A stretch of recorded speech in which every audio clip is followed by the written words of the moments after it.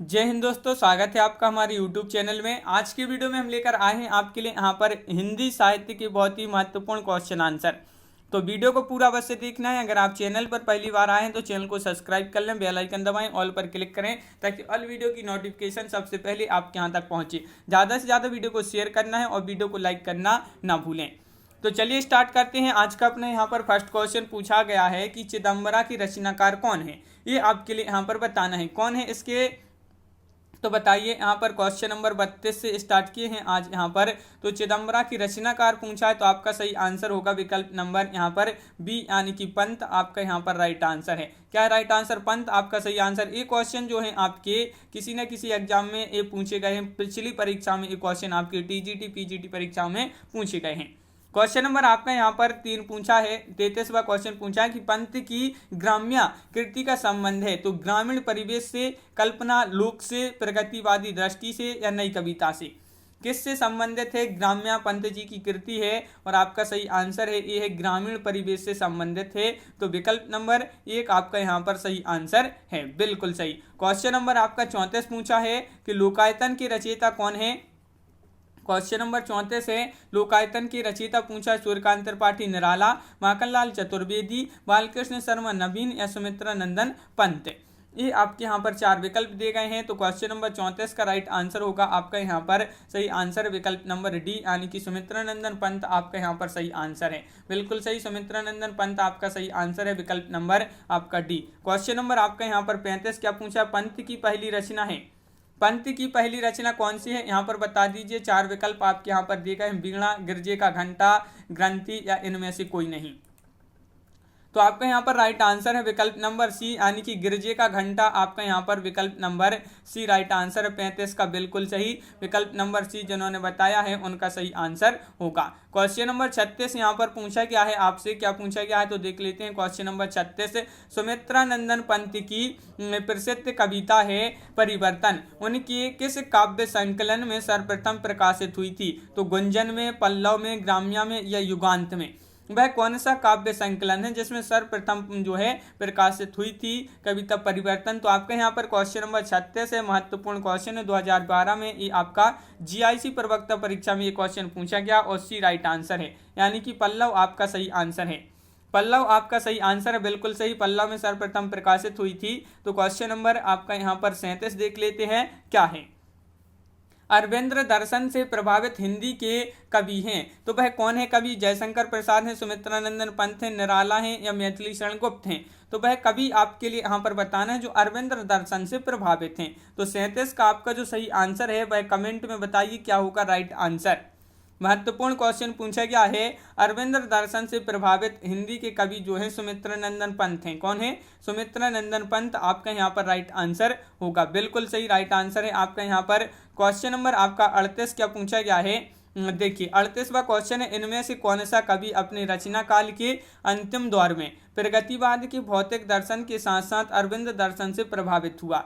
तो यहाँ पर क्वेश्चन नंबर है अपना 38 और 38 का सही आंसर है 2017 जीआईसी प्रवक्ता परीक्षा में पूछा गया क्वेश्चन है, बी राइट आंसर है यानी कि सुमित्रा नंदन पंत आपका यहाँ पर सही आंसर होगा। सुमित्रा नंदन पंत जिन्होंने बताया है उनका सही आंसर है, बिल्कुल सही।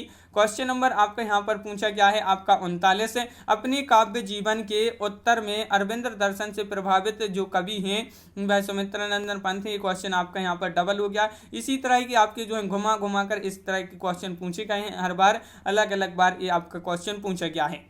तो देखिए यहाँ पर खालिस्तान अरविंद दर्शन से बहुत ही जो है प्रभावित थे। देखिए तो इस प्रकार का भी आपका क्वेश्चन पूछा गया और 2015 में। तो ये भी आपका महत्वपूर्ण क्वेश्चन है, कौन थे प्रभावित। तो आपका राइट आंसर है सुमित्रा नंदन पंत, बिल्कुल सही। क्वेश्चन नंबर आपका यहाँ पर 41 क्या पूछा गया है। तो 41वां क्वेश्चन यहाँ पर देख लेते हैं। देखिए कौन सा है, यहाँ पर राइट आंसर बताना है कि निम्नलिखित में से कौन सा कथन असत्य है। असत्य कथन का चयन करना है आपके लिए, बताइए असत्य कथन कौन सा है। तो पंत को प्रकृति का सुकुमार कहा जाता है, पल्लव पंत की रचना है, लोकायतन महाकाव्य की श्रेणी में आता है, पंत भारतेंदु युग के कवि हैं। तो आपका यहाँ पर डी राइट आंसर होगा कि ये जो कथन है ये आपका असत्य कथन है। कैसा है? असत्य कथन है, तो विकल्प नंबर डी राइट आंसर है। क्वेश्चन नंबर देखिए, अगर सुमित्रा नंदन पंत की बात करें तो ये भारतीय हिंदू युग में नहीं आती, जो है छायावाद युग के प्रमुख कवि माने जाते हैं सुमित्रा नंदन पंत, और प्रकृति का सुकुमार कवि भी इन्हीं को कहा जाता है। क्वेश्चन नंबर आपका 42 क्या पूछा है, किस छायावादी कवि को प्रकृति का सुकुमार कहा जाता है। देखिए अब भी हमने बताया आपके लिए किसको कहा जाता है, सुमित्रा नंदन पंत को। तो सुमित्रा नंदन पंत विकल्प नंबर 1 राइट आंसर आपका यहाँ पर है। क्वेश्चन नंबर 43 है, निम्नलिखित में ऐसी कौन सी रचना महाकाव्य नहीं है। नहीं है पूछा है आपसे, महाकाव्य नहीं है, कामायनी, साकेत, प्रिय प्रवास या पल्लव। क्वेश्चन नंबर 43 है और आपका महत्वपूर्ण क्वेश्चन पूछा गया है। तो यहाँ पर आपका सही आंसर जो होगा कि कौन सी रचना जो है महाकाव्य नहीं है, तो वह रचना कौन सी है, डी यानी कि पल्लव आपका यहाँ पर सही आंसर है। पल्लव आपका यहाँ पर सही आंसर है। टीजीटी में ये क्वेश्चन पूछा गया था और पल्लव ये महाकाव्य नहीं है, ये आपकी ये रचना जो है 1928 में रचित सुमित्रा नंदन पंत का आरंभिक काव्य ग्रंथ है ये। और क्वेश्चन नंबर आपका यहाँ पर 44 पूछा, हिंदी साहित्य में महाप्राण किस कवि के लिए प्रयुक्त होता है। ये क्वेश्चन कई बार पूछा जा चुका है कि हिंदी साहित्य में महाप्राण किस कवि के लिए प्रयुक्त होता है, तुलसीदास, जयशंकर प्रसाद, निराला या सूरदास। तो क्वेश्चन नंबर 44 का आपका जो सही आंसर है, 44 का विकल्प नंबर बी राइट आंसर है, यानी कि निराला। निराला आपका यहाँ पर सही आंसर है, बिल्कुल सही, विकल्प नंबर बी जिन्होंने बताया है उनका राइट आंसर होगा निराला। क्वेश्चन नंबर आपका यहाँ पर 45 क्या पूछा गया है, तो 45वां क्वेश्चन पूछा गया है, देख लेते हैं। ये है कि पंचवटी प्रसंग काव्य की रचयिता हैं। क्वेश्चन नंबर 45 है और इसका जो सही आंसर होगा आपका वह क्या होगा, पंचवटी प्रसंग काव्य की रचयिता पूछा है मैथिली शरण गुप्त हैं, जयशंकर प्रसाद हैं, निराला हैं या केशवदास हैं। तो क्वेश्चन नंबर 45 का आपका जो सही आंसर है, पंचवटी प्रसंग काव्य की जो रचयिता है निराला हैं। कौन है, निराला आपका यहाँ पर सही आंसर होगा, निराला बिल्कुल सही, निराला जिन्होंने बताया है उनका सही आंसर यहाँ पर है। अनामिका काव्य किनके द्वारा रचित है, ये आपके लिए बताना है। क्वेश्चन नंबर 46 का आंसर क्या होगा, अज्ञे, धूमिल, निराला या सुमन। देखिए जिन्होंने अभी तक वीडियो को लाइक नहीं किया है तो भाई एक बार वीडियो को लाइक अवश्य कर ले सभी लोग। और क्वेश्चन नंबर 46 पूछा कि अनामिका काव्य है ये और इसके रचयिता कौन है, किसके द्वारा रचित है, तो आपका सही आंसर है निराला, यानी कि विकल्प नंबर बी आपका यहाँ पर सही आंसर होगा। परिमल किस कवि की रचना है, ये आपके लिए बताना है।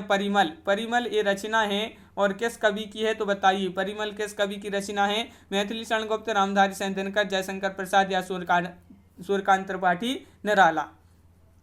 तो आपका यहाँ पर सही आंसर है आपका 47 का निराला आपका राइट आंसर है, बिल्कुल सही, यानी कि सूर्यकांत त्रिपाठी निराला जी की रचना है परिमल।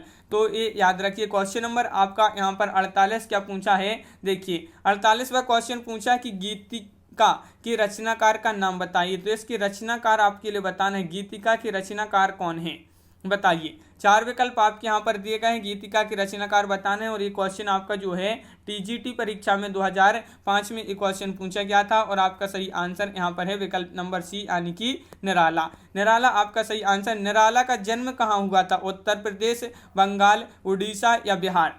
क्वेश्चन नंबर 49 का सही आंसर बताइए, क्या होगा 49 का सही आंसर। 49वां क्वेश्चन है और आपका बंगाल राइट आंसर है। बंगाल जिन्होंने बताया है उनका सही आंसर होगा विकल्प नंबर आपका सी राइट आंसर है। देखिए स्वच्छंदतावादी विचारधारा की कवि हैं और इनका जन्म अगर बात करें, निराला जी का जन्म 21 फरवरी 1896 को इनका जो जन्म है वह महिषादल राज्य है, मेदिनीपुर बंगाल का नामक ग्राम में इनका जो है जन्म हुआ था। और क्वेश्चन नंबर आपका यहाँ पर 50 पूछा गया है कि साहित्यिक क्षेत्र में सर्वाधिक विरोध किसका हुआ था, प्रसाद, दिनकर, निराला या हरिओद। तो साहित्यिक क्षेत्र में पूछा गया है, साहित्यिक क्षेत्र में जो सबसे अधिक विरोध हुआ था वह किसका हुआ था, तो आपका सही आंसर है निराला, यानी कि विकल्प नंबर डी राइट आंसर होगा। तो यहाँ पर क्वेश्चन नंबर 51 पूछा गया है आपसे यहाँ पर। तो देखिए निम्नलिखित जो पंक्तियां हैं किस प्रसिद्ध लंबी कविता से उद्धृत हैं। तो ये आपके लिए बताना है ये कविता जो है किस ये प्रसिद्ध लंबी कविता से उद्धृत हैं, ये पंक्तियां बताना है। तो प्रतिपल परिवर्तित व्यू, वेद कौशल समूह, राक्षस विरुद्ध प्रत्युहु, क्रुद्ध कपिविषम, ये आपके लिए बताना है किससे ली गई हैं ये पंक्तियां। तो ये ली गई हैं किससे, राम की शक्ति पूजा, यानी कि विकल्प नंबर 1 आपका यहाँ पर सही आंसर होगा। राम की शक्ति पूजा आपका राइट आंसर है, बिल्कुल सही। क्वेश्चन नंबर 52 देख लेते हैं यहाँ पर क्या पूछा गया है। क्वेश्चन नंबर 52, निराला की निम्नलिखित कविताओं में से कौन लंबी कविता नहीं है। देखिए लंबी कविता नहीं पूछा है आपसे यहाँ पर, नहीं में भिक्षुक, सरोज स्मृति, कुकुरमुत्ता, राम की शक्ति पूजा। क्वेश्चन नंबर 52 का राइट आंसर बताइए, महत्वपूर्ण क्वेश्चन पूछा गया है और लंबी कविता नहीं है पूछा है, तो आपका सही आंसर है भिक्षुक। भिक्षुक जो है ये आपका राइट आंसर होगा, विकल्प नंबर आपका एक यहाँ पर सही आंसर है, भिक्षुक राइट आंसर है, बिल्कुल सही। निराला की बादल राग कविता जो है, बादल राग कविता का संबंध है छायावाद सौंदर्य से, प्रगतिवादी चेतना से, प्रकृति के सौंदर्य से या प्रयोगवादी चेतना से। तो क्वेश्चन नंबर है आपका यहाँ पर 53 और 53 का जो राइट आंसर है वह आपको बताना है कि निराला की बादल राग कविता का संबंध है किससे है, तो आपका यहाँ पर सही आंसर है विकल्प नंबर डी, प्रकृति के सौंदर्य से। प्रकृति के सौंदर्य यानी कि विकल्प नंबर डी आपका यहाँ पर सही आंसर है, बिल्कुल सही। क्वेश्चन नंबर आपका यहाँ पर 54 पूछा गया है, क्या पूछा है क्वेश्चन नंबर 54 की बादल राग की रचयिता हैं। बादल राग की रचयिता आपसे यहाँ पर पूछा गया है, बादल राग की रचयिता कौन है, तो प्रसाद, निराला, पंत, महादेवी वर्मा। तो सभी के लिए पता है ये जो है निराला की रचना है। बादल राग किसकी रचना है, निराला आपका यहाँ पर सही आंसर होगा। बहुत बढ़िया। क्वेश्चन नंबर आपका यहाँ पर 55 क्या दिया गया है, तो वह देख लेते हैं। क्वेश्चन नंबर 55 आपका ये रहा कि देख जीवन जो पाता ही आया विरोध।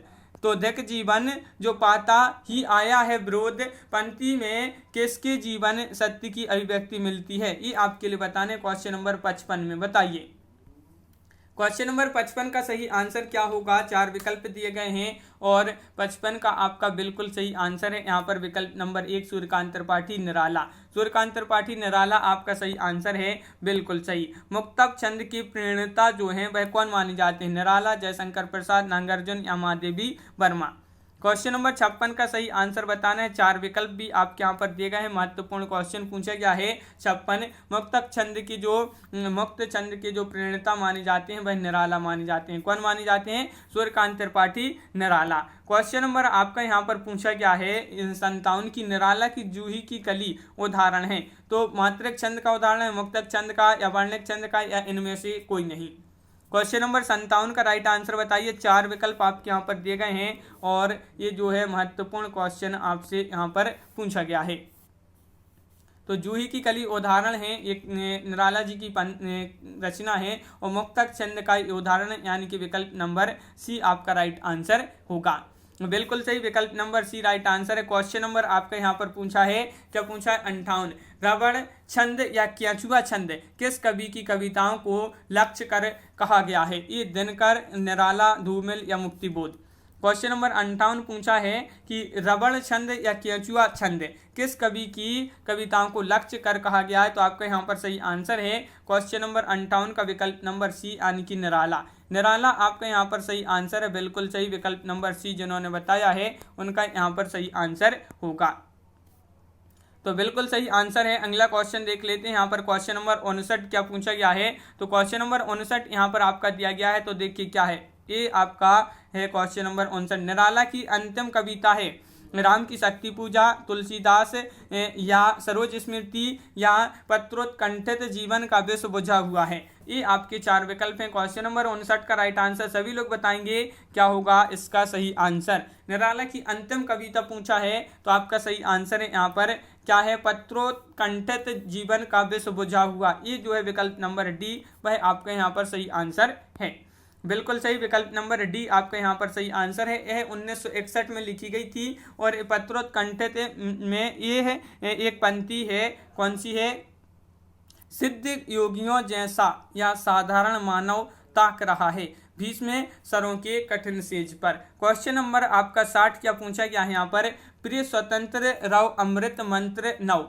जो पंक्ति है, पंक्ति वाली कविता का जो संबंध है किससे है, इसका संबंध जयशंकर प्रसाद से, सुमित्रानंदन पंत से, भवानी प्रसाद मिश्र से या सूर्यकांत त्रिपाठी निराला जी से। तो क्वेश्चन नंबर आपका यहाँ पर 60 है और 60 का जो सही आंसर है वह है आपका यहाँ पर राइट आंसर 60 का विकल्प नंबर आपका यहाँ पर क्या होगा राइट आंसर, तो बिल्कुल सही 60 का डी राइट आंसर है यानी कि सूर्यकांत त्रिपाठी निराला जी से ये पंक्तियां संबंधित हैं, तो विकल्प नंबर डी राइट आंसर होगा। इस प्रकार अपने यहाँ पर बहुत ही महत्वपूर्ण क्वेश्चन कंप्लीट हुए। कैसा लगा ये वीडियो आप कमेंट में जरूर बताएं। अगर आप चैनल पर पहली बार आए हैं तो चैनल को सब्सक्राइब कर लें, बेल आइकन दबाएं, ऑल पर क्लिक करें ताकि ऑल वीडियो की जानकारी आपके यहाँ तक पहुँचे।